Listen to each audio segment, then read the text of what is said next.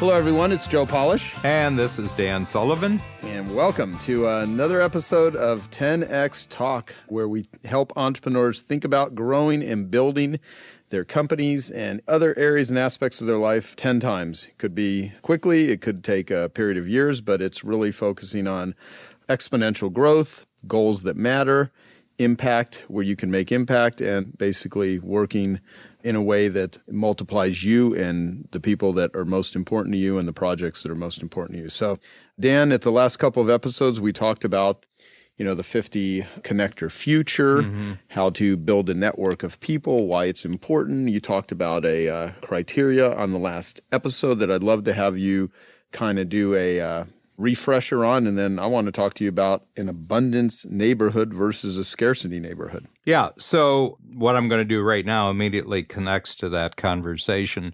And I said that if you look at the world in terms of people who just always grow and seem always to create something valuable in the world, that they actually have some personal characteristics. And then because of those personal characteristics, which are three, they then are able to take advantage of some incredible capabilities, resources, and opportunities out in the world. And there's also three of those. So the three personal qualities or characteristics is that they're very grateful people, and they really enormously appreciate everything in their life, raising the value of it.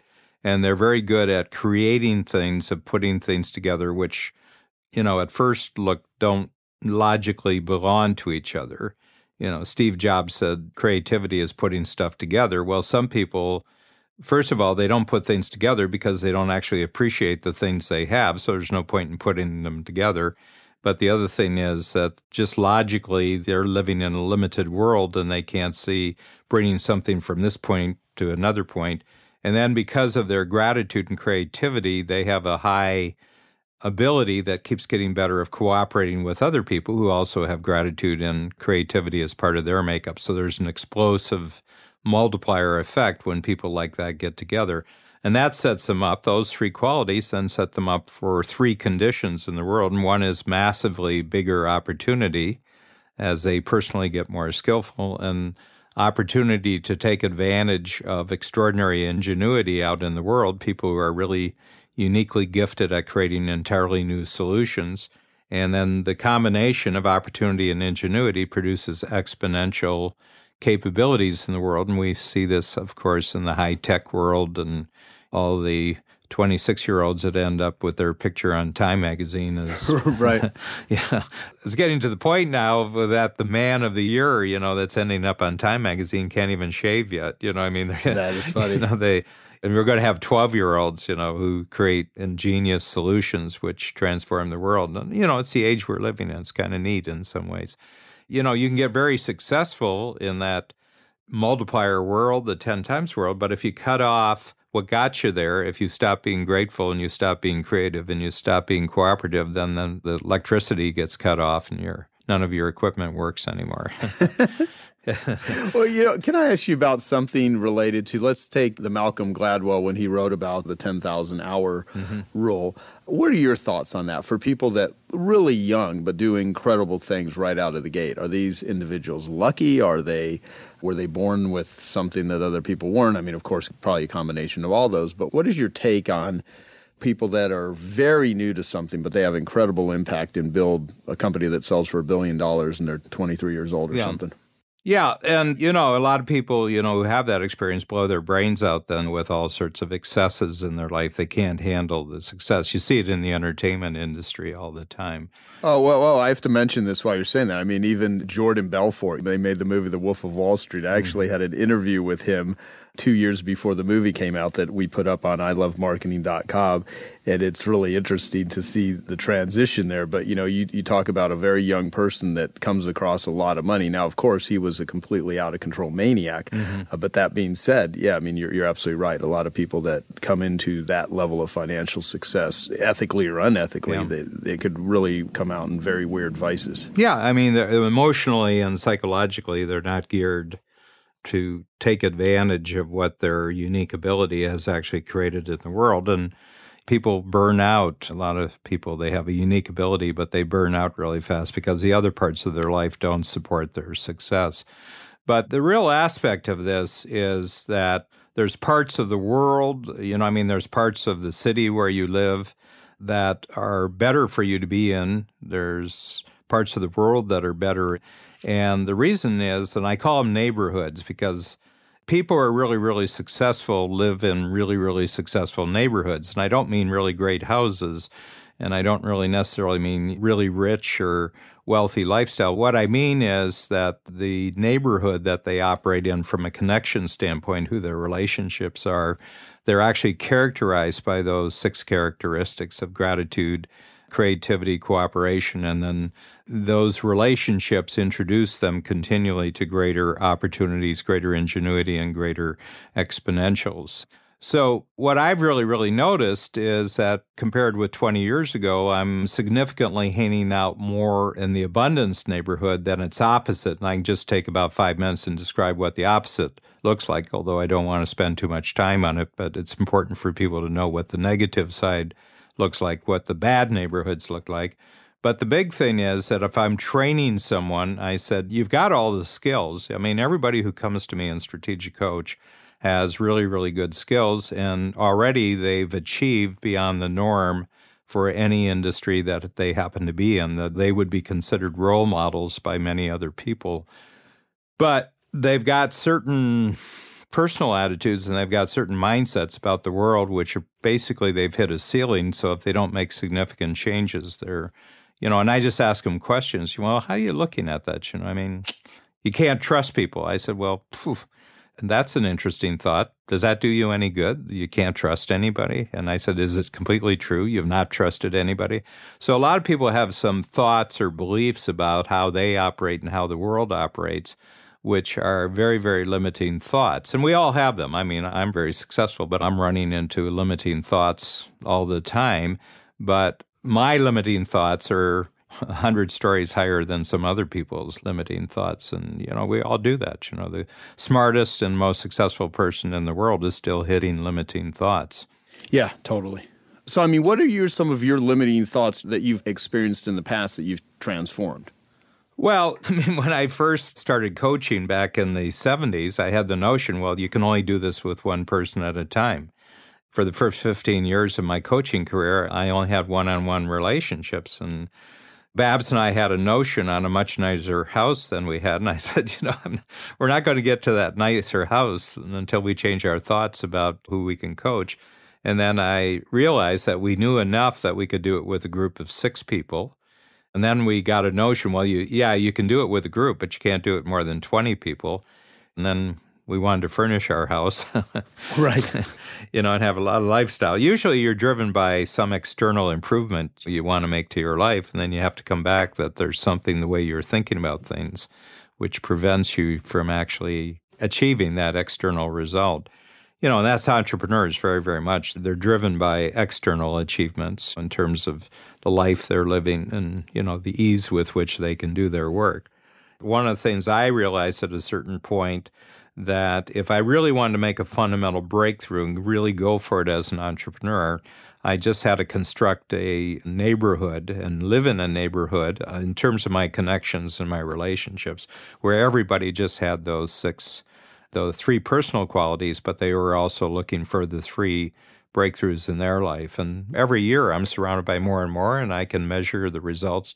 First of all, just in my enjoyment of what I'm doing, my sense of satisfaction about what I'm doing, but also the significance of what I'm doing. There's 3 things which really measure a great life, and one of them is success, the other one is satisfaction, and the third one is significance. As I've done, and then, of course, the revenues and profits are, they're almost like byproducts, and we've really gone up. And I use the number 50 because this whole conversation over the last number of sessions has really been about surrounding yourself. And 50, that would take your lifetime to really develop 50. I'm figuring 25 years I can have 50. And I've got about 9 or 10, which are head and shoulders above the others right now. And I'm learning an incredible amount. I'm not pushing it real fast, but I know over 25 years I'll have 50 of these connections, and all of them are creating a significant, what I would call a world-changing capability, not just for me, not just for them, but for, in some cases, millions and billions of other individuals. It's just a very, very enjoyable activity being involved. You're one of them. I think the whole Genius Network concept that you've created, Joe, is just in its very early infancy. As you add other people's capabilities and connections to it, it'll just go worldwide. It won't be in its present form probably in 10 years.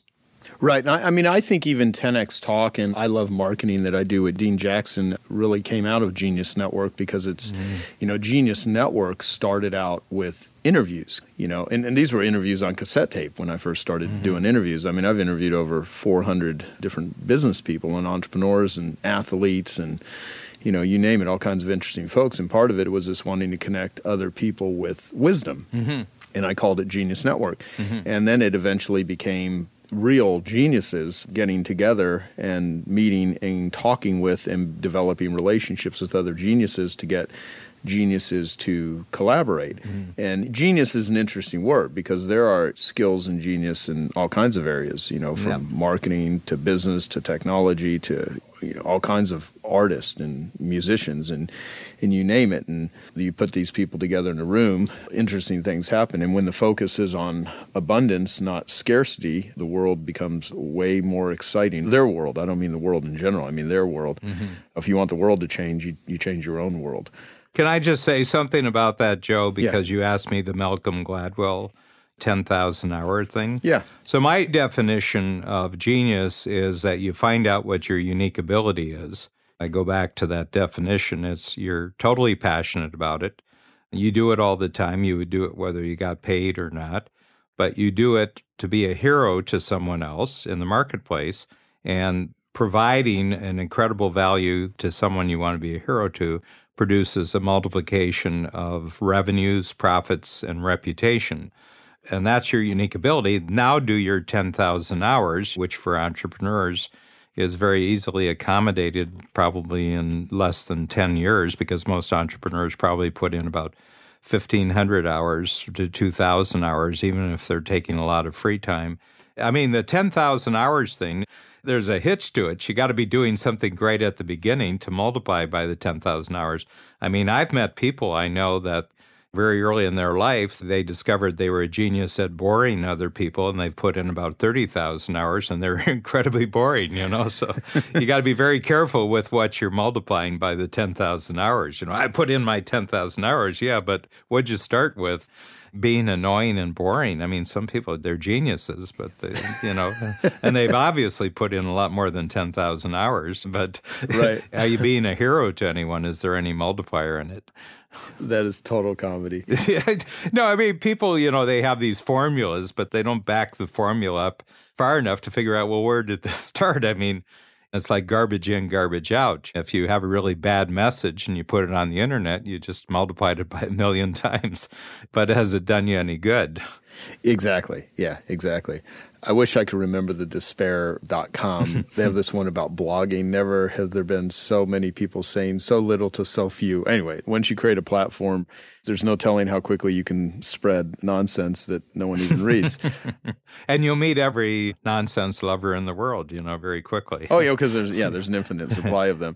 So I don't know if you ever heard me talk about this book I read called So Good They Can't Ignore You. And the title actually came from a conversation with Charlie Rose and Steve Martin, I think in 2007 when Charlie Rose was interviewing the comedian Steve Martin. And he asked him about how do you become such a great comedian? And he said, be so good they can't ignore you.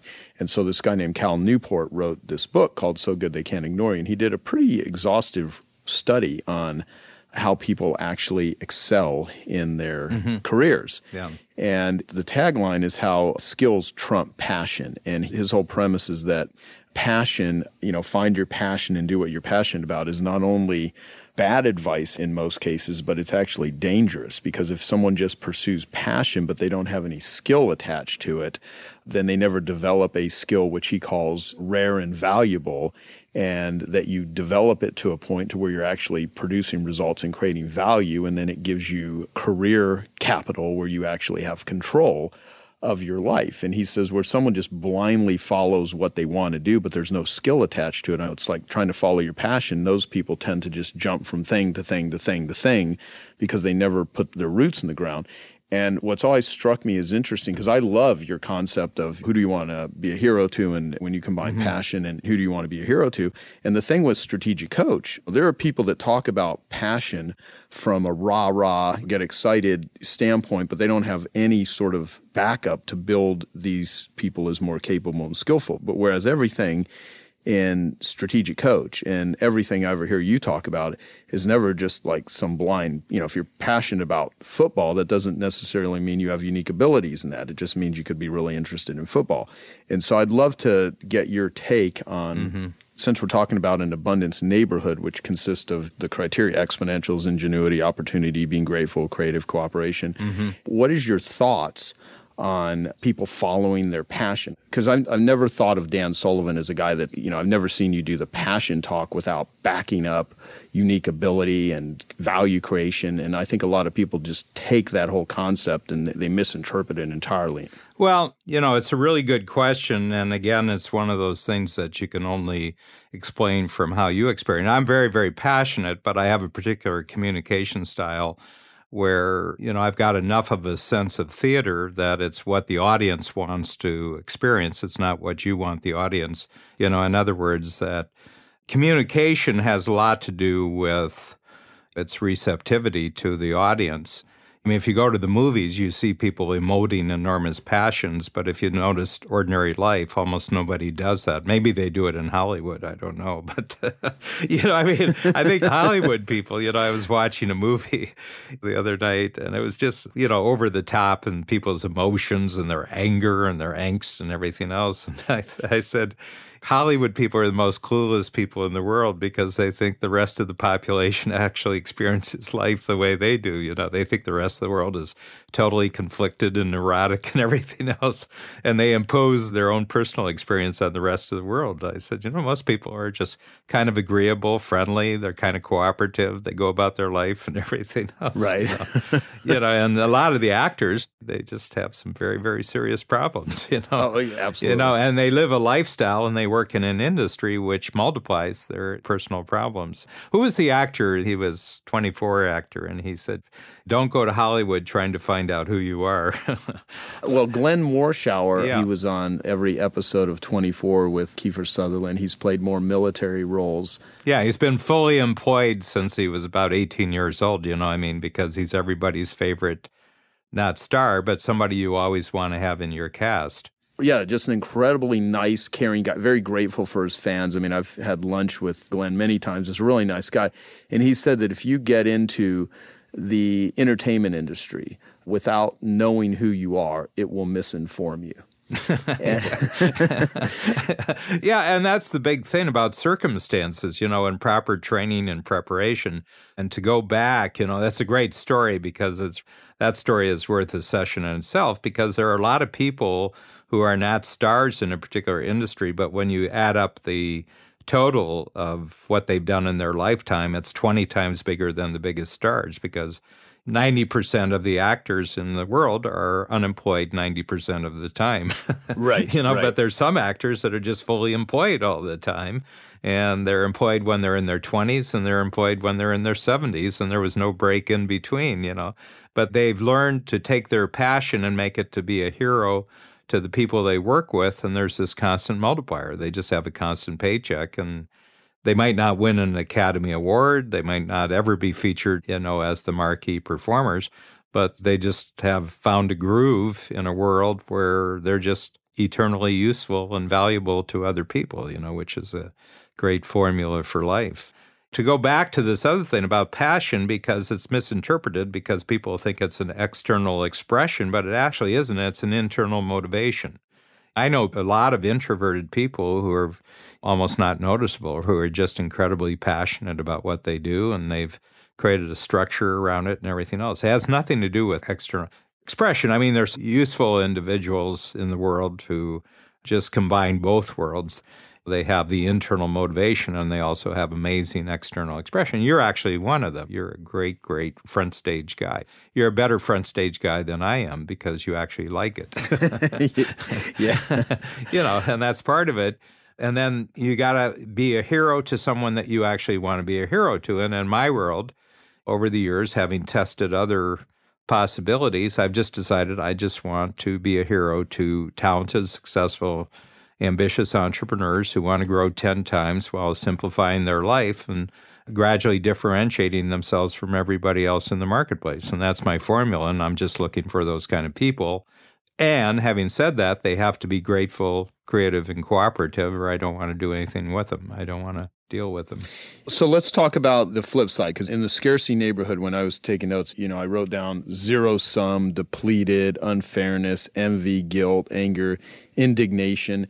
And so is it a choice to kind of think of the abundance neighborhood or a scarcity neighborhood, or is there a buildup in this? I mean, some people, they'll operate out of an abundance mindset and they'll fall back into patterns of scarcity. You're obviously going to experience your life and the world much differently when you're coming from a mindset of abundance versus scarcity. So recommendations for our listeners, what do they do to not only create an abundance neighborhood, but the abundance relationship so it does fit into the connector future, which we've been talking about for the last couple episodes?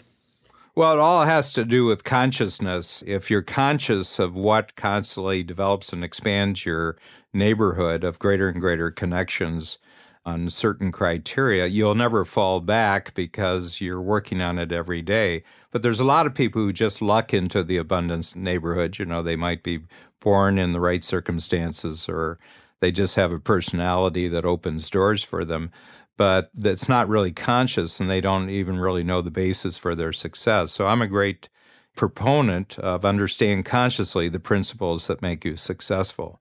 And once you do that, then you can see the opposite. You can see the principles that guaranteed will make your life negative. So just to do the flip from the abundance neighborhood, the number one thing that immediately gets someone into the scarcity neighborhood is envy of other people. Envy is a killer. Envy produces nothing but bad results. The moment you go into a state of envy, in other words, being angry at someone else because they have an ability or they have a condition or a circumstances that better than you, it kills all gratitude. They're mutually exclusive. You can't be grateful and envious at the same time.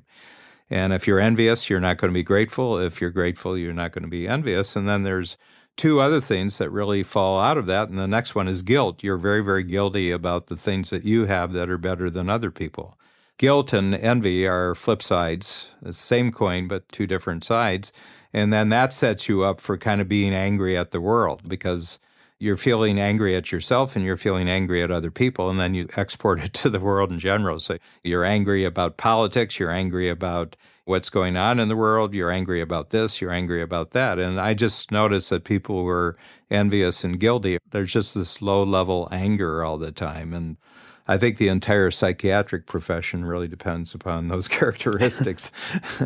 They sit there, I'll just sign you up for 1 week, every week for the next 10 years, and you'll pay me $200 an hour to tell you how angry you are and what you're feeling guilty about and what you're envious about, and we won't make any progress, but I'll make a lot of money. That is funny. So, you absolutely opposed to therapy, like completely, or just? No. Here's the thing. I think there's some phenomenal psychiatrists, there's some phenomenal therapists on the planet, but the reason they're really, really great has to do with them personally. It has nothing to do with their training. Gotcha.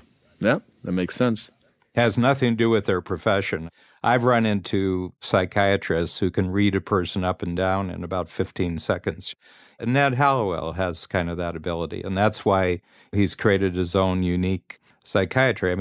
Ned can talk to you for, about 5 minutes, and he can start asking questions, which tells me that he just intuitively understands what's going on in you. But it's not because of his training at Harvard that he is that way. Yeah, it's just because of It's not because of the degrees on his wall that he is that way. He's just naturally that way.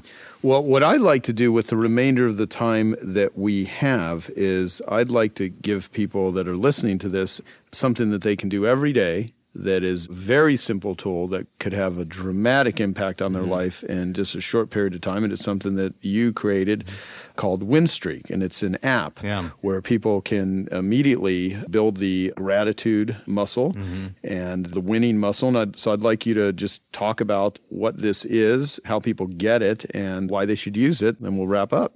I'm glad you brought that up because we're expanding the Win Streak to include a gratitude component. But basically, almost every entrepreneur, everybody who's been successful has a sense of certain times in their life when they're kind of winning and there's a momentum, and other times when there aren't. And what I have discovered that you can actually create a momentum and reinforce it every day, and the momentum never stops. And that is, before you go to bed at night, just think about 3 things that were wins for the day. In other words, you made progress, you feel good about it, you're feeling very, very proud, and that becomes the explanation of that day that you just lived. And then you set up 3 wins in your brain to approach the next day. So tomorrow is going to be about these 3 wins.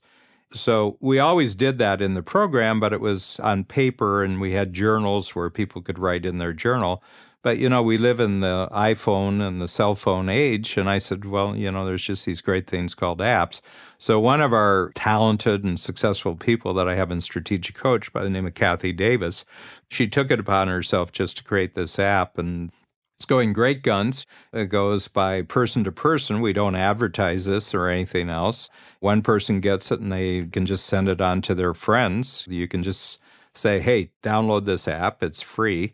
And, it's starting to go viral. We're starting to get days when we have 2,500 downloads on a single day, and these people are not known to us. And I just want to get that out just to reinforce it. But the other thing is, Joe, when you talk about a win, when you have been very, very specifically grateful to someone in your life and you've actually communicated to them, that is a win under any circumstances. The impact on you personally, the impact on them appreciates value. You appreciate yourself more if you're grateful, and the other person feels growth and appreciation because you appreciated them, and the relationship grows. So if you're just going to start this attitude of being in the abundance neighborhood, just keep expanding the number of things in your day that you're grateful for, and then the number of people that you actually express your gratitude to, and it takes on a momentum. And then people who don't respond to it well or don't reciprocate, gradually they won't be in your life, and more you'll be attracted to people in your life who really appreciate gratitude and really demonstrate gratitude. And you become sort of the center of a ring that goes out into the world. And, you do it to one person, he does it to another person, or she does it to another person, and it spreads to families, it spreads to all sorts of relationships. So when in doubt, be grateful. When you don't know something to do, if you're in a losing streak or you feel like in a funk, just spend a whole day being grateful to people, and within 24 hours, you'll be out of your funk. Yes, exactly. And plus, you can just scroll through and you can just look through all the wins that you've had. Yeah, it goes back to when you started the process, so you can go back 10 days. And then we have neat little messages. We're quickly making the app, so if you do 5 days in a row, it says, congratulations. You're on a 5-day winning streak. 21 days is huge because you get to 21 days in a row, and it's probably a pretty strong habit. And then we're going to gradually expand it until it's a community app where you can have 30 friends who are telling each other about how they've been on a winning streak and everything else. But, we're just letting it grow at its own pace. And kids just love this. You get a 6-year-old, and 6-year-olds, are better at their cell phone than you are. Kids just lock into this, and you get a kid to do this for about 5 years, they're locked in for the rest of their life. They're going to be in the abundance neighborhood for the rest of their life. It's better than the McDonald's playground is what you're saying. Yeah, it's not a substitute, but it's an add-on to the McDonald's playground, yeah. Oh my God. Yeah, so I would highly encourage everyone to do it. It's really simple. And Joe, you're just always doing this. Every week I get about 10 things from you that are a form of gratitude, and you're always doing this. I've got a poster on the wall, and I have a little light, and I light the light every night, and I say a prayer to Joe. We're both born Catholic, so we understand the ritual, Right. We should start doing blooper videos and put them up so people actually think it's serious, and then it starts going down this totally bizarre path. That's great. I mean that realistically. You stand out in my life as the person that I've shared all these values. I mean, next to Babs, who's my life partner, but outside of my immediate relationship, I mean, you're the central person, and I'm in my 70s and I've not met anyone like you. No, thank you. Thank you. And that seriously makes me feel good. I think it's amazing that the one individual that I've learned more from about running a company, thinking about life, behaviors, like everything, acknowledges and edifies, and we're able to even have this wonderful collaborative relationship and friendship that we have. So it's phenomenal. Well, I would probably say, why wouldn't everyone listening want to develop these sort of collaborative relationships? And hopefully the conversations that me and Dan have been having give you some insights, some direction, some understanding of the importance and the value and the usefulness of going out and starting with one person, changing your life, changing their life by adding value. This is not super complicated. It's just simply where you place your focus. Mm-hmm. And using my ELF criteria, you can develop an ELF business, easy, lucrative, and fun, or you can have a half business, which is hard, annoying, lame, and frustrating. I really tend to apply that to people. I want people that are easy, lucrative, and fun, and I don't want people that are hard, annoying, lame, and frustrating. A lot of things in life, they're not that way in the beginning, but if you stick with it and it becomes a ritual, it becomes a habit, then just like Win Streak. I mean, it'll be maybe a little clunky for someone, but I would just encourage everyone to go and download Win Streak right now. It's free, and just use it for the next 7 days. And I guarantee you, in a week from now, for something that'll take you like a minute or two a day at most, you will be thinking differently a week from today. So that's it. So thanks, Dan. As usual, another great episode of 10X Talk. I want to thank all of our listeners. Comment if you want to go to 10xtalk.com. We also have a great report that you can download on the website if you want to opt in and actually have us email you things. And as you can tell, we don't spend a lot of time using 10X Talk as a blatant sales pitch towards our programs. Strategic Coach and 25K Genius Network are for high-level successful entrepreneurs, and these conversations are to talk about the things that help people become more successful in their business. If you want to check out Strategic Coach, it's strategiccoach.com, and Genius Network is geniusnetwork.com. So any final last words, Dan? Yeah, Joe, we're never blatant, but we're always selling. Of course, yeah. and if anyone has an issue with that, then here's one thing I will direct them to do. Go to Google and type in "is selling evil." IS is selling evil. That's all you need to type in. You don't even need to type in my name. And that's the first thing that will pop up is a very short 3.5-minute video with me talking about answering the question, is selling evil, when they interviewed me for a documentary. And this video was so well liked by people that we actually had it animated by the Draw Shop. And we have an animated version there too, and both of those will pop up. And so if you have any problem with selling and you think it's a bad thing, then hopefully that 3.5 minutes will give you a perspective change. And as Dan said, definition of selling is getting people intellectually engaged in a future result that's good for them and getting them to emotionally commit to take action to achieve that result. And we'll talk about that in a future episode of 10X Talk. So thanks, Dan. Thank you, Joe.